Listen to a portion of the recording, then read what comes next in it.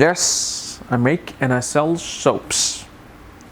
So, guys, today we are going to be doing the Pada 3 of our Moon Pada videos.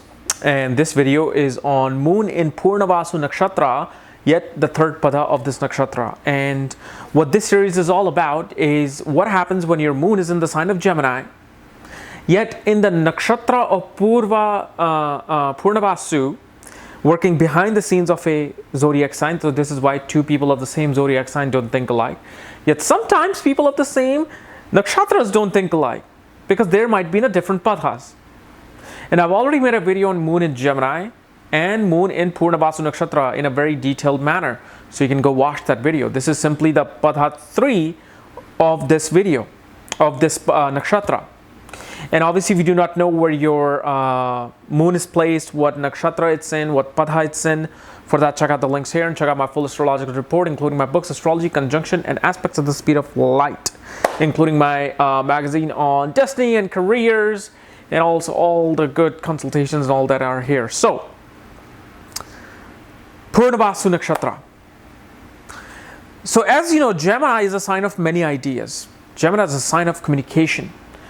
Gemini is a sign of a writer, a entrepreneur, somebody who's very curious about everything, how everything works. Punarvasu nakshatra, working behind the scenes, is about attaining knowledge to create something new, attaining higher knowledge to create something better and good for the world after the destruction of Aradhra.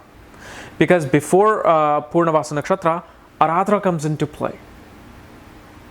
And Aradhra, what it does, it wants to do good for the world, but it does it through destruction. Like somebody comes in and bulldozes like the entire ghetto and then builds a new apartment for the same people. Well, guess what? It was a good thing he did, but that time of that heavy destruction and the bulldozer and the wrecking ball coming through, people were like, what is this person doing? But what Punarvasu nakshatra is that now that everything is bulldozed, let's build something, let's create something. And this is a very creative nakshatra as well, because here Jupiter brings in divine intelligence of the gods. How to create something beautiful, how to create something intelligently, and how to create something, for betterment of society. So when Moon comes into the third padha of this nakshatra, these guys kind of literally become the true Gemini people.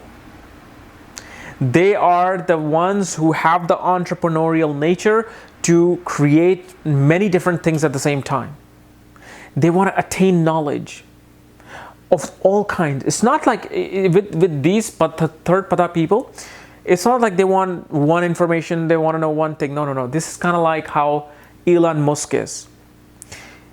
They want to learn about math. They want to learn about universe and planets and automobile, sports, cameras, telecommunication.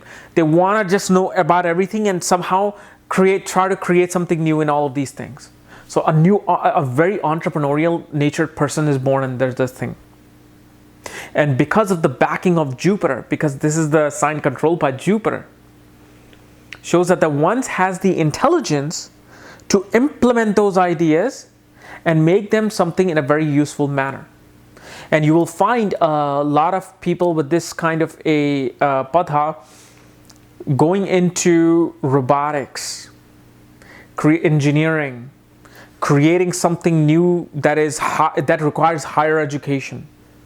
Even though Mars is not involved, nothing is involved, but remember, Jupiter is higher education, post-grad education, like PhD, master's degree, doctor degree.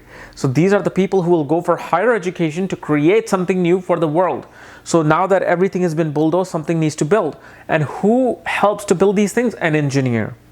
So natural engineers are seen from this, entrepreneurs are seen from this, builders are seen from this. Anybody who has ability to create something new, anybody who is curious enough to create something new is represented by this kind of a padha. And more importantly, these people make very good genius writers. Their communication style is so divine, so spiritual, that when they write, it's like you're reading a book of Paulo Coelho. I don't know if his nakshatra is in this Padha, or if his moon is in this nakshatra, but I'm just saying that when they write, when they do public speaking, it's kind of like Steve Jobs on stage speaking. His words just get through you like a divine being. So communication becomes a very huge part of these things. Marketing becomes a huge part of these people. So as long as they are marketing, or as long as they're using their ideas and being entrepreneurial, that's where they're utilizing this Pada in the maximum form. So if you have this Pada, you should be out there, not just being stuck on one thing, because I know you can't. You're probably wondering, why is it that I want to be interested in 10 different things? And I get this all day long when I do my career consultation, is that I want to do this, and this. And there's only 3-4 nakshatra that are always revolving through, where a person is wanting to do multiple things, and this is one of them. Like whenever I see moon in this Padha 3 of this nakshatra, I know this person is a natural born entrepreneur. So you should not be worried about going and focusing on one thing. If you want to put your hands in 10 different cookie jars, do it. Because that way you will be kind of helping your own self evolve.